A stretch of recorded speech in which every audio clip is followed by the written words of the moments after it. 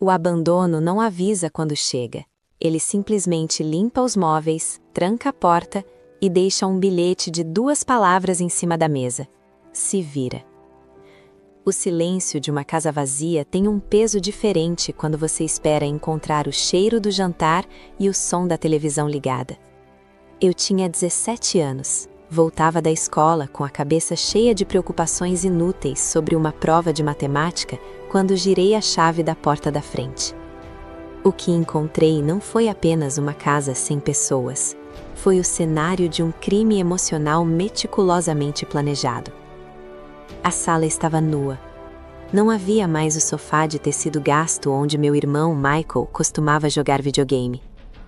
Não havia as cortinas que minha mãe insistia em manter fechadas para o sol não desbotar o tapete. O tapete também tinha ido embora. Restavam apenas as marcas retangulares de poeira no chão, fantasmas de móveis que um dia foram o meu porto seguro. Corri pelos cômodos, o coração martelando contra as costelas como um animal enjaurado. O quarto dos meus pais, vazio. O quarto do Michael, apenas alguns papéis rasgados no chão. Cheguei ao meu quarto. Minha cama estava lá, mas sem os lençóis. Meu guarda-roupa estava aberto, com metade das minhas roupas jogadas no chão, como se tivessem sido selecionadas por quem tinha pressa em descartar o que não servia mais. Voltei para a cozinha, as pernas trêmulas. Foi então que vi. Em cima da bancada de granito frio onde as chaves da casa costumavam ficar, havia um pedaço de papel pautado, arrancado de um caderno qualquer. Não havia, sinto muito. Não havia um endereço para onde tinham ido. Não havia sequer uma assinatura de "com amor". Apenas 2 palavras, escritas com a letra firme e apressada do meu pai. Se vira. Fiquei encarando aquele papel por o que pareceram horas. O mundo lá fora continuava girando. Eu ouvia o barulho dos carros na rua, o latido do cachorro do vizinho, o som da vida normal acontecendo. Mas dentro daquelas 4 paredes, eu tinha sido deletada. Meus pais e meu irmão haviam se mudado para outro estado, deletado seus números de telefone e cancelado o contrato de aluguel. Eles não apenas foram embora, eles me amputaram da árvore genealógica sem usar anestesia. O choque é uma substância curiosa. Ele não deixa você sentir dor de imediato. Ele transforma seu sangue em gelo. Eu não chorei. Eu não gritei. Eu apenas dobrei o bilhete e o coloquei no bolso. Eu precisava entender o que aquilo significava na prática. E a prática veio batendo a porta menos de 60 minutos depois. Era o Sr. Antunes, o proprietário do imóvel. Ele não estava ali para me dar um abraço ou perguntar se eu estava bem. Ele estava ali com uma prancheta e um olhar de quem já tinha recebido o aviso de rescisão e o depósito da multa contratual. Eles avisaram que você ficaria para entregar as chaves, disse ele, sem me olhar nos olhos. Você tem até a próxima terça-feira. Depois disso, o que estiver dentro da casa vai para a calçada e eu troco as fechaduras. Terça-feira? Minha voz soou como se viesse de dentro de um poço. Mas hoje é quarta, eu não tenho para onde ir. Eu ainda estou na escola. O Sr. Antunes finalmente me olhou, e o que vi foi uma mistura de desconforto e indiferença. Sinto muito, garota. Mas seus pais deixaram bem claro que o contrato acabou. O resto é problema seu. Naquela noite, dormi no chão do meu quarto vazio, usando um casaco velho como travesseiro. A fome começou a apertar, mas o nó na garganta era maior. Eu revirei os armários da cozinha e encontrei um pote de manteiga de amendoim esquecido no fundo de uma prateleira alta e um pacote de pão de forma que venceria no dia seguinte. Essa seria a minha dieta pelos próximos dias. Enquanto eu mastigava aquele pão seco, a ficha finalmente caiu. Michael, meu irmão mais velho, aquele que prometeu me proteger dos valentões da escola, estava no carro com eles. Ele viu as malas serem feitas. Ele viu meu pai escrever aquele bilhete. E ele não disse nada. Ele escolheu o lado que tinha o carro, o dinheiro e o futuro. Eu fui deixada para trás como um móvel velho que não cabia na mudança. Se vira. Eu repetia aquelas palavras como um mantra. Elas deixaram de ser uma ofensa para se tornarem um desafio. Eles achavam que eu era fraca demais para sobreviver sem a estrutura deles. Eles achavam que eu rastejaria atrás deles pedindo perdão por crimes que nunca cometi. Eles não sabiam que ao me tirarem tudo, eles também me tiraram o medo. Eu tinha 6 dias para encontrar um lugar para morar, um emprego e uma forma de continuar viva. O plano de ser uma adolescente normal tinha morrido naquela tarde. Agora, eu era uma sobrevivente. E sobreviventes não têm tempo para luto. Naquela terça-feira, o prazo do Sr. Antunes expirou. Eu não tinha para onde ir, mas tinha aprendido a primeira lição da rua. O mundo não para você chorar. Juntei o que sobrou das minhas roupas em 2 sacolas de supermercado e caminhei até um café de beira de estrada que exibia um cartaz de "Contrata-se", com a borda amarelada de sol. O cheiro lá dentro era uma mistura de café queimado, gordura velha e desespero de fim de expediente. O dono, um homem chamado Jorge, cujos olhos pareciam 2 fendas de desconfiança, me mediu de cima a baixo. "Você tem 17 anos?" ele perguntou, limpando o balcão com um pano encardido. "Faço 18 em 2 meses. Posso trabalhar em qualquer turno." Eu menti sobre a disposição, mas não sobre a urgência. "Começa hoje, às 6 da tarde. O turno acaba às 2 da manhã. O pagamento é semanal, por fora. Se quebrar algo, sai do seu bolso." Aceitei sem piscar. Mas eu ainda tinha um problema logístico: onde dormir. Com o pouco dinheiro que restava do meu último lanche escolar, aluguei uma unidade de armazenamento num depósito de self-storage na zona industrial. Era um cubículo de metal de 2 por 2 metros, sem janelas, sem ventilação e, tecnicamente, proibido para moradia. Aquele quarto de metal tornou-se o meu útero e a minha prisão. O som da porta de enrolar descendo e o clique do cadeado era a única segurança que eu conhecia. Lá dentro, o calor era sufocante durante o dia e o frio era cortante à noite. Eu dormia em cima das minhas roupas, usando a mochila como travesseiro. Tomar banho era um rito de humilhação diária. Eu frequentava um ginásio público às 6 da manhã, tentando me misturar com as pessoas que estavam lá por saúde, enquanto eu estava lá apenas para não cheirar a ralo. Eu lavava meu uniforme de garçonete na pia e o secava usando o ar quente das mãos nos banheiros de shoppings. A fome era uma companhia constante. Eu descobri que a manteiga de amendoim era o combustível mais barato por caloria. Eu comia colheradas daquilo no escuro do meu depósito, ouvindo o som dos ratos arranhando as paredes de metal. Cada vez que o gosto enjoativo grudava no céu da minha boca, eu lembrava do Michael. Eu imaginava ele jantando em uma mesa de verdade, rindo de alguma piada do meu pai, enquanto a irmã dele apodrecia num galpão industrial. No trabalho, eu era um fantasma. Eu anotava pedidos, limpava vômito de bêbado no banheiro e recolhia gorjetas de centavos com uma eficiência mecânica. Eu não falava com ninguém.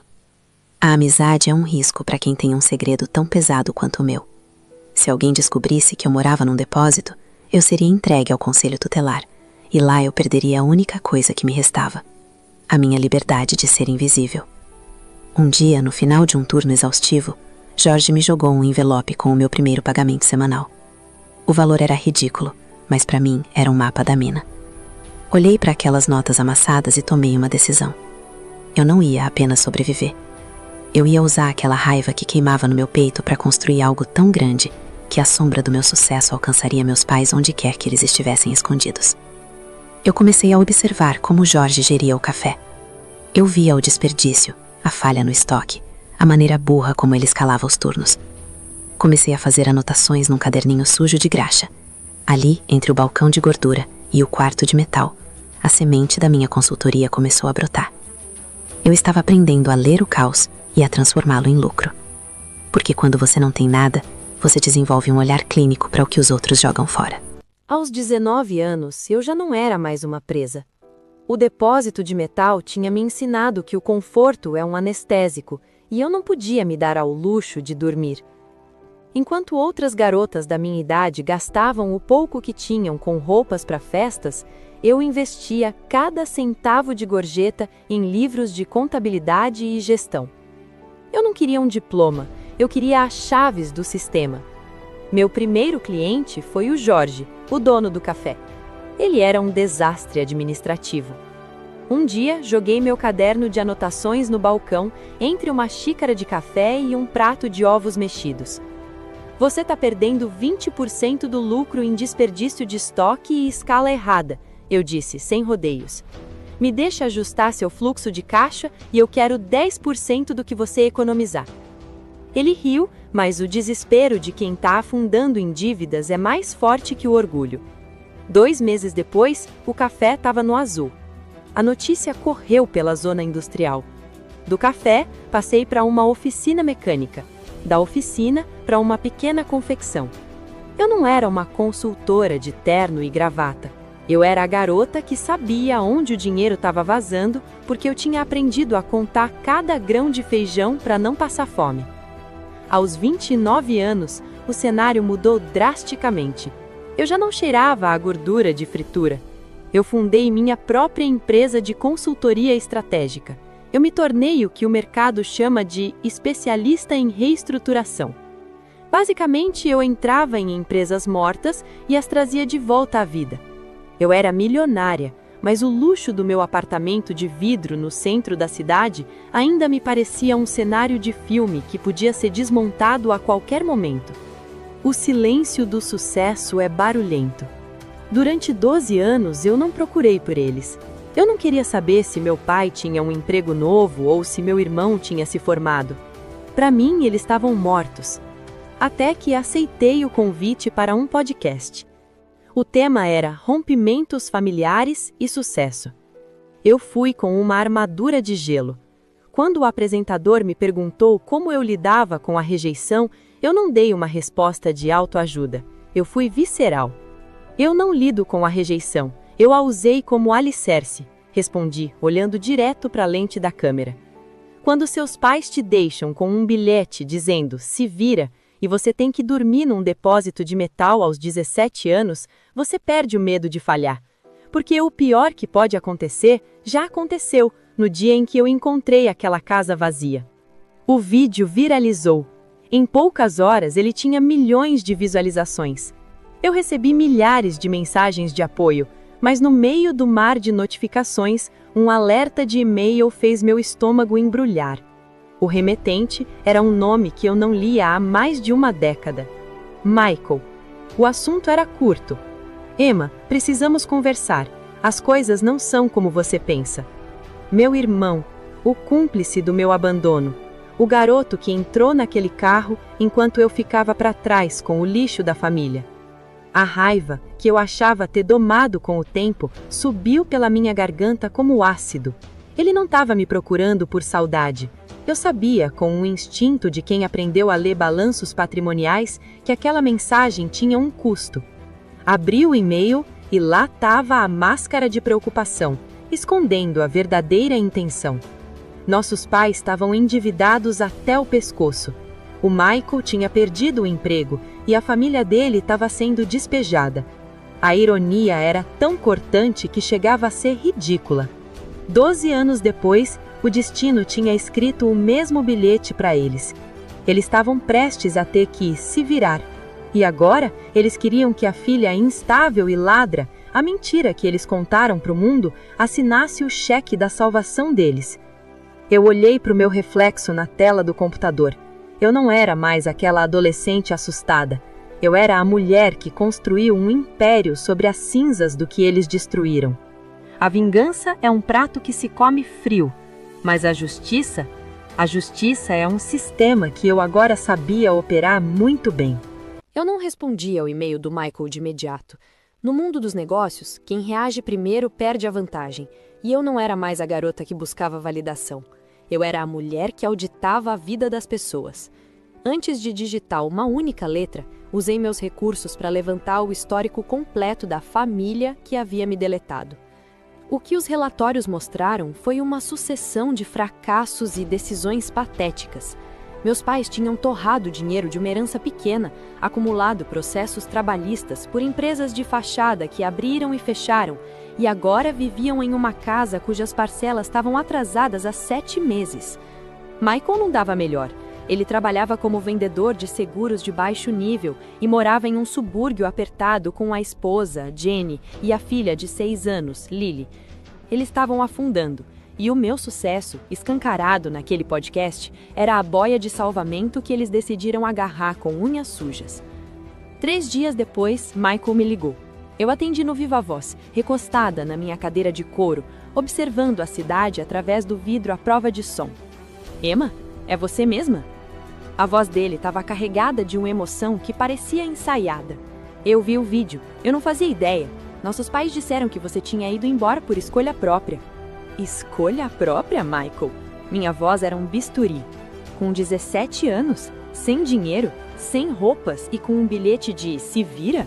Que tipo de lavagem cerebral eles fizeram em você para você acreditar que uma adolescente escolhe morar num depósito de metal? Houve um engasgo do outro lado. Michael começou a despejar a versão que ele ouviu durante 12 anos. A narrativa era doentia. Meus pais disseram a ele, à família e a todos os vizinhos que eu tinha roubado $10.000 da conta de aposentadoria deles, que eu estava envolvida com drogas e que tinha fugido para outro país com um homem perigoso. Eles me transformaram em uma criminosa para que ninguém perguntasse por que eu não estava com eles nas fotos de Natal.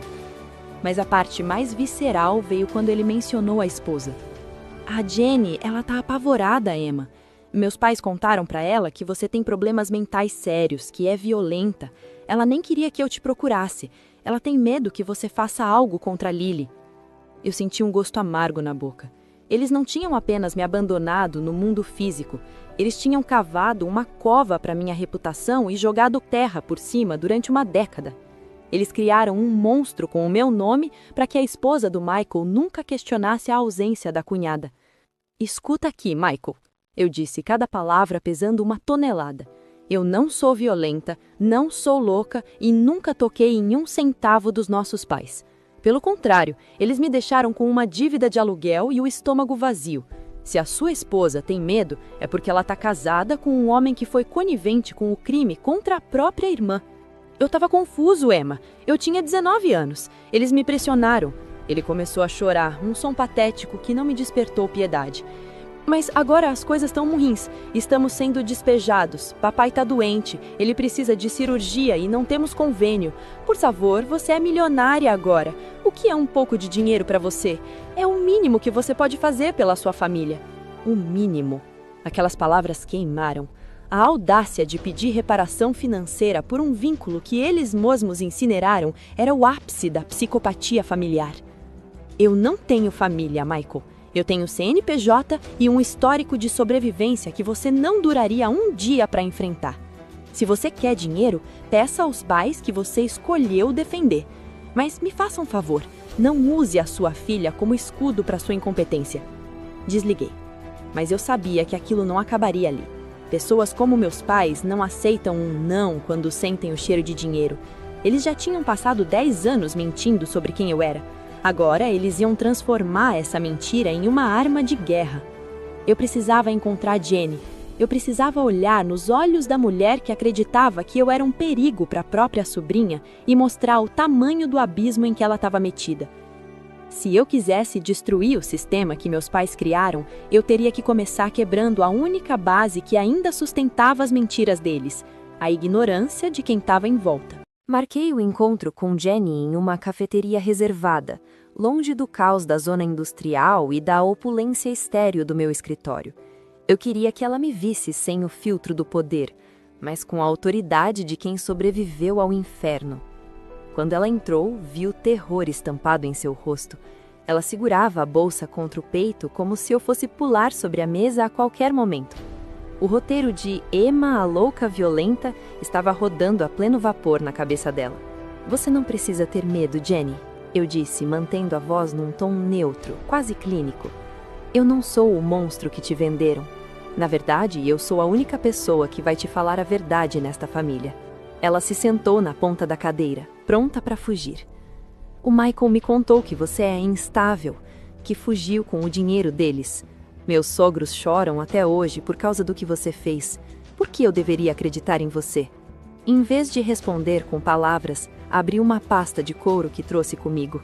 Não era uma pasta de negócios, era o arquivo da minha vida. Joguei o primeiro documento sobre a mesa, a cópia do cancelamento do aluguel, assinado pelo meu pai com data de 12 anos atrás. Olha a data, Jenny. Olhe a assinatura. Eles cancelaram o aluguel uma semana antes de irem embora. Eles não fugiram de uma filha instável. Eles planejaram o despejo de uma adolescente de 17 anos. Jenny olhou para o papel, as mãos começando a tremer. Eu não parei. Joguei o extrato bancário que consegui através de um processo de auditoria anos atrás. Aqui está o saldo da conta deles na semana da mudança. Eles nunca tiveram $10.000, Jenny. Eles estavam devendo para agiotas e bancos. Eu não roubei nada porque não havia nada para ser roubado. Eu era apenas o peso morto que eles não podiam levar na fuga. O golpe de misericórdia foi o pedaço de papel pautado, amarelado pelo tempo, que eu guardava em um plástico protetor. O bilhete. Se vira. Jenny leu aquelas 2 palavras e o silêncio que se seguiu foi cortante.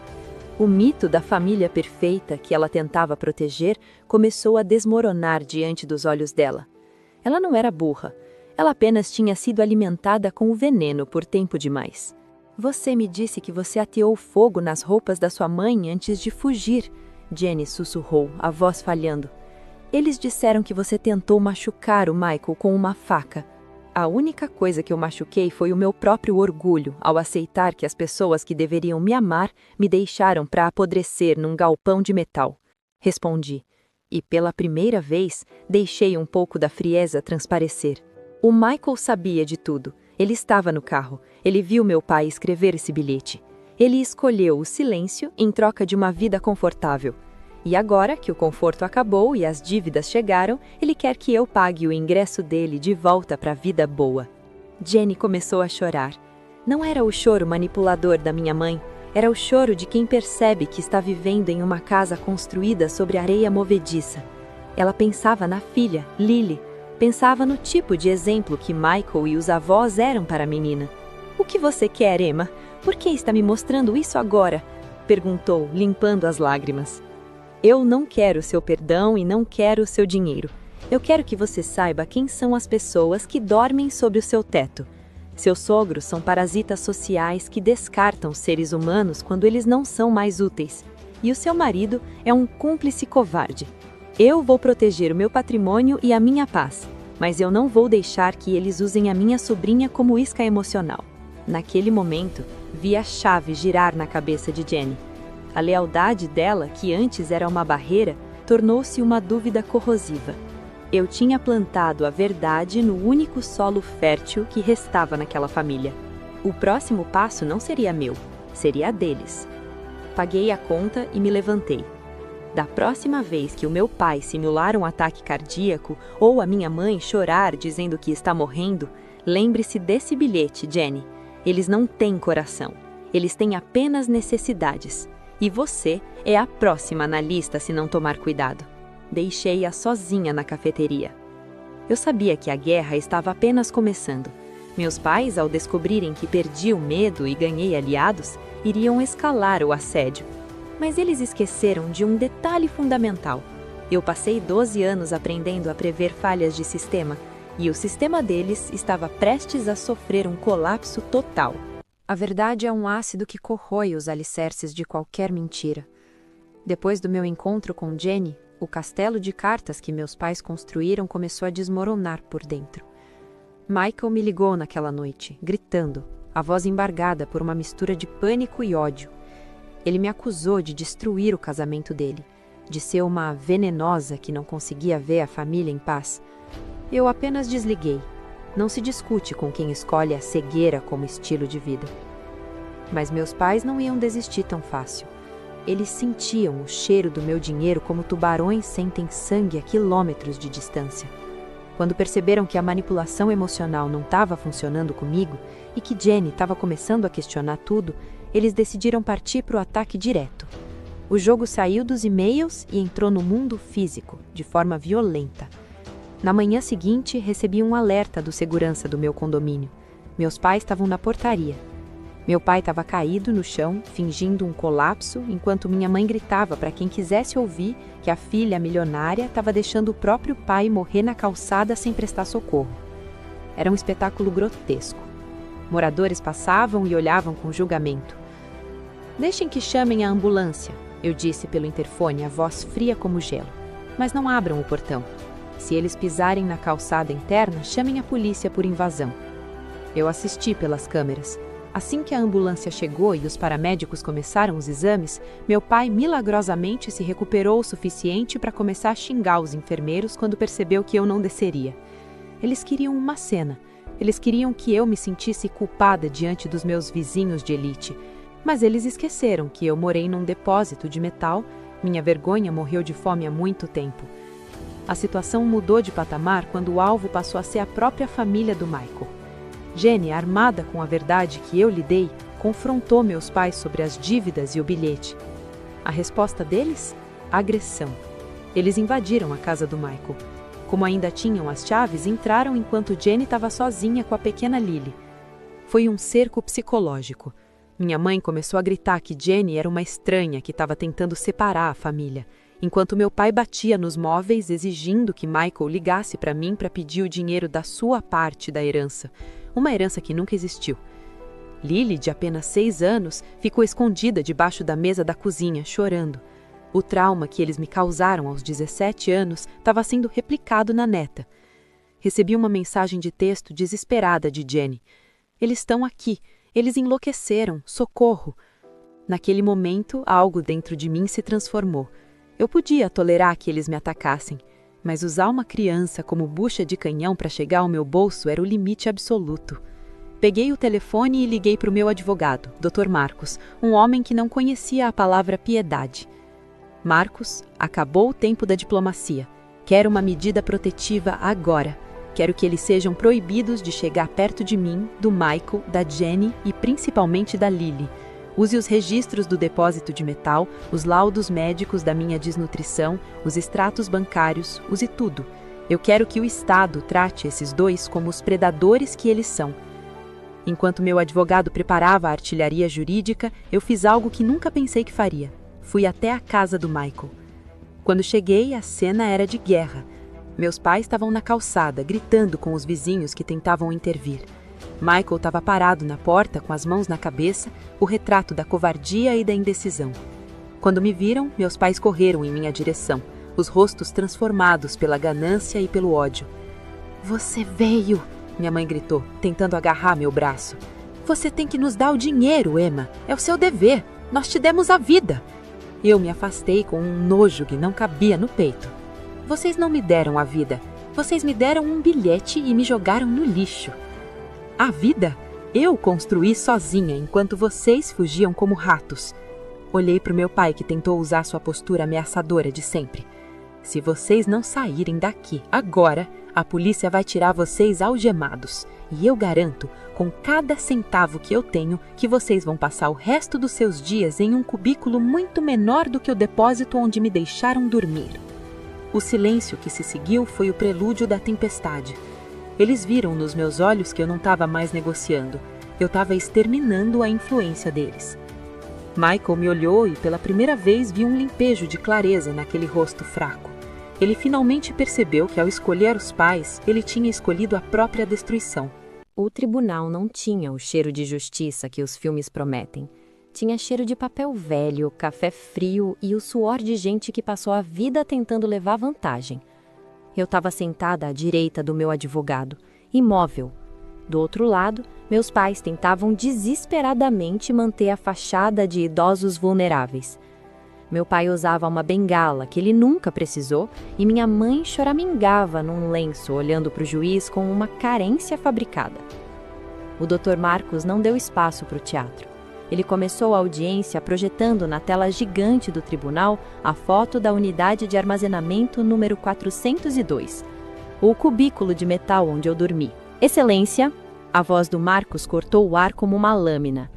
"A defesa alega que houve um desentendimento familiar, mas o que as evidências mostram é um abandono de incapaz planejado." Ele apresentou os registros de despejo, os depoimentos dos vizinhos da época e, finalmente, o bilhete. Quando a imagem daquelas duas palavras, "se vira", apareceu na tela, o silêncio no tribunal foi absoluto. Até o juiz, um homem que parecia ter visto todas as formas de maldade humana, ajustou os óculos e encarou meus pais. "Vocês reconhecem essa caligrafia?" o juiz perguntou, a voz grave. Meu pai tentou gaguejar uma desculpa, dizendo que era apenas uma lição de independência, que eles queriam que eu fosse forte. Uma lição de independência não envolve deixar uma adolescente sem teto e espalhar boatos de que ela é uma ladra violenta para encobrir a própria covardia. Eu disse, quebrando o protocolo. Não pedi permissão, eu apenas falei. Vocês não queriam que eu fosse forte. Vocês queriam que eu desaparecesse para que as suas dívidas e falhas não tivessem testemunhas. A máscara da minha mãe caiu de vez. Ela se levantou, o rosto vermelho de ódio, esquecendo o papel de vítima. Você é uma ingrata. Nós te criamos. Você nos deve cada centavo dessa fortuna que construiu. Se não fosse por nós te deixarmos, você não seria nada. Se eu sou algo hoje, respondi sem alterar o tom, é apesar de vocês e não por causa de vocês. Vocês são apenas o rastro de destruição que eu tive que limpar para conseguir respirar. O veredito foi um golpe seco. O juiz concedeu a medida protetiva de 3 anos. Eles foram proibidos de chegar a 500 metros de mim, do Michael, da Jenny e da Lily. Qualquer tentativa de contato, física ou digital, resultaria em prisão imediata. Mais do que isso, o juiz encaminhou o caso para o Ministério Público para investigar o abandono de incapaz e as fraudes financeiras que eles cometeram no passado. Ao sairmos do tribunal, o sol da tarde bateu no meu rosto. Meus pais tentaram uma última abordagem na calçada, mas os seguranças que eu contratei formaram uma barreira humana de ferro. Emma! Meu pai gritou, a voz agora carregada de desespero real. Nós não temos para onde ir, não parei por um segundo. Olhei para o homem que um dia foi o meu herói e que se transformou num parasita. Vocês têm o que eu tive aos 17 anos. Vocês têm as pernas, os braços e o mundo lá fora. Usem a criatividade que usaram para mentir durante 10 anos e sobrevivam. Como vocês mesmos disseram, se virem. Entrei no meu carro e fechei a porta. O som do mundo lá fora desapareceu. Algumas semanas depois, eu estava na casa do Michael. Não para dar dinheiro a ele, mas para reconstruir o que restou. Michael tinha conseguido um emprego novo, de nível baixo, mas honesto. Ele e Jenny estavam fazendo terapia. Eu ajudei com os custos da escola da Lily, garantindo que ela tivesse a educação que eu quase perdi. A gente se tornou uma família de verdade. Não porque compartilhamos o mesmo sangue, mas porque compartilhamos a mesma verdade. O conceito de família, para mim, deixou de ser uma obrigação biológica e passou a ser uma escolha estratégica de lealdade. Hoje, quando olho para trás, não vejo mais a garota assustada no depósito de metal. Vejo uma mulher que pegou o lixo que lhe deram e o transformou em ouro. O bilhete de "se vira" ainda está guardado no meu cofre. Ele não é mais um lembrete de dor, é o meu troféu. Eu me virei. E ao fazer isso, eu finalmente virei a página.